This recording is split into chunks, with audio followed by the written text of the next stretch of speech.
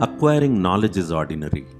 Applying knowledge multiple times in multiple ways is extraordinary. Mohammad Farooq came from a family which was deep rooted in farming and had a well established business of supplying bananas in the market. His elder brothers had joined the family business and helped it grow, while Farooq was next in line when he was studying engineering at Bangalore Institute of Technology. He was very inquisitive about technology. He wanted to be a little extra in acquiring new knowledge. He attended classes regularly.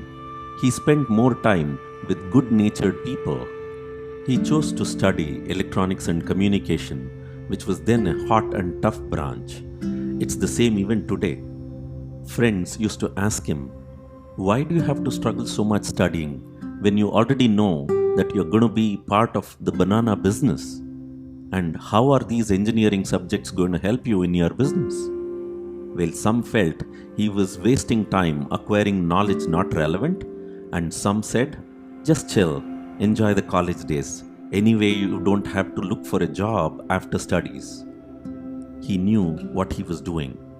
He was diligent in his efforts, and the 4 years of engineering studies passed like a jiffy. It was time for Mohammad Farooq to get into business and be with the bananas. Business was already well set. He was wondering in what ways he would be able to add value. His hunger for acquiring new knowledge continued, but he realized that the fields were different now. He started to acquire knowledge about the farming, about the weather, about the seasons, about the logistics, about the farmers, about the market, about the consumer. He learned that the bananas were the most friendly fruit, fitted to everyone's budget, a sure item for every festival, healthy and staple food for millions. It cut across all religions and welcomed in all regions. He felt good that he was in the banana business. Just then, the supermarket culture was being established in India. Banana being a staple food and with a high daily consumption, it was not an option for the supermarket to offer bananas to their customers. But they had their challenges. The shelf life was too short and the presentation mattered. Young engineering graduate Mohammad Farooq understood the problem, the need, and took up this challenge to solve it. His logical approach was to study how the Western world does it, as the supermarket culture was well established there. He wanted to acquire that knowledge.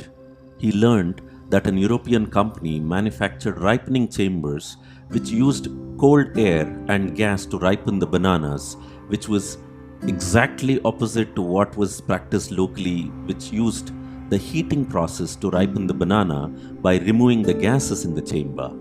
He explored the option of importing the ripening chambers, only to realize it's economically not viable. He decided to be a little extra, started his innovation journey by acquiring new knowledge with an understanding of the problem, researching on how it's done in other fields and the market needs. He chose to build a banana ripening chamber locally, something suitable for the Indian market, for the Indian budget, with a little extra objective that the price to customers should not increase. He collaborated with a cold chamber manufacturer and applied his engineering knowledge, farming experience, and love for the bananas to create a banana ripening chamber. He infused right gases in the chamber and put it to test. The green bananas transformed into glittering gold. As much as he was filled with joy, it seemed like the bananas were smiling too, with a golden yellow shine.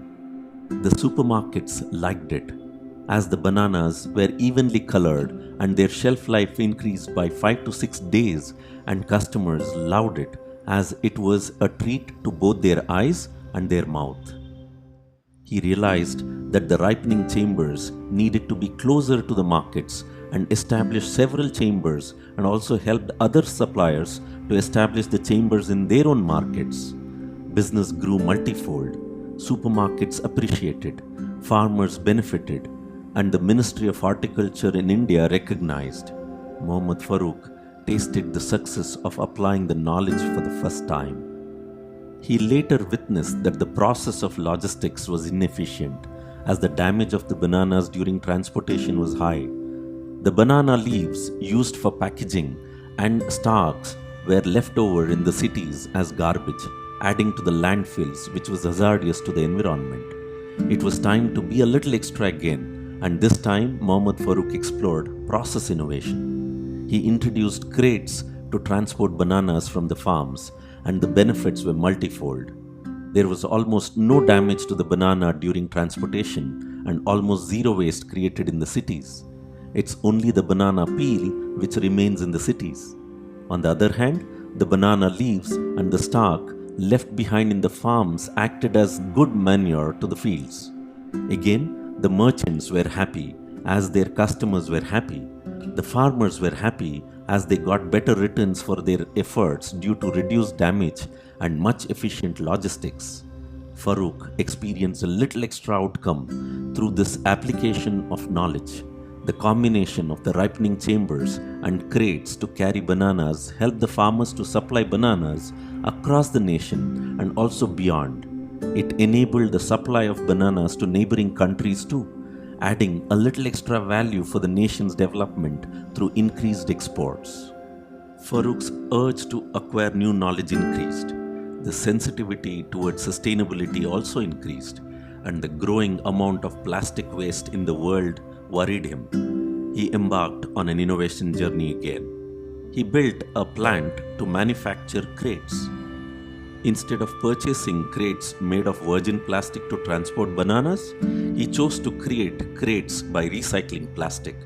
He sourced broken or disposed plastic chairs, broken vehicle bumpers, broken or worn out virgin plastic crates as raw material to manufacture crates to transport bananas. With a little extra additive, he made the crates malleable. It increased its durability by losing the brittleness. He was able to produce these crates at 1/3 the price as compared to the crates of virgin plastic. He made it affordable for the farmers to buy these crates to supply bananas.